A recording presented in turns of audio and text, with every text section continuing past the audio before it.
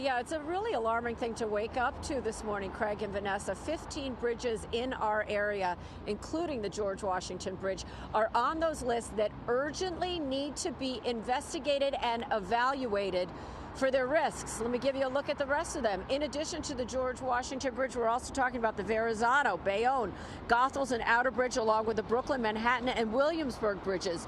The investigation into the collapse of the Francis Scott Key Bridge nearly a year ago in Baltimore, yielding now an urgent call that 68 bridges go through safety evaluations for similar catastrophic crashes.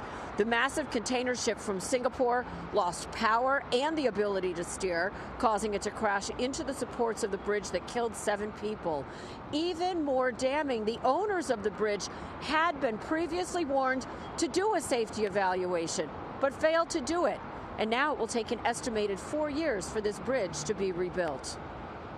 Had they ran the calculation on the Francis Scott Key Bridge, the MDTA would have been aware that the bridge was almost 30 times greater than the risk threshold AASHTO sets for critical essential bridges. What's frustrating is not only did MDTA fail to conduct the vulnerability assessment on the Key Bridge, they did not provide, nor were they able to provide, the NTSB with the data needed to conduct the assessment, including the characteristics of vessel traffic passing under the bridge, vessel transit speeds, vessel loading characteristics, waterway and navigable channel geometry, water depths.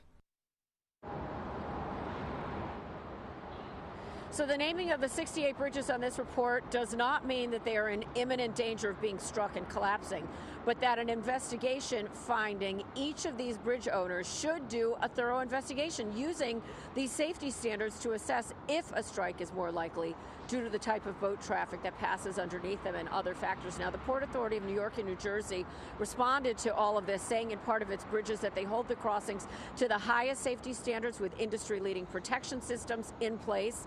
Container ships like the Dali do not pass under the Outer Bridge crossing. Goethals or George Washington bridges, and the vessels that do pass underneath are a third of the tonnage and 400 feet shorter than the Dali. They went on to say that additionally, multiple tugboats are used to maneuver these vessels around our bridges here, and also that if they were in a situation like this, they would actually strike ground before they would strike the bridge, trying to allay fears that something like that could happen here. We're live at the George Washington Bridge. I'm Kirsten Cole, Pix 11 News. Back to you, Vanessa and Craig.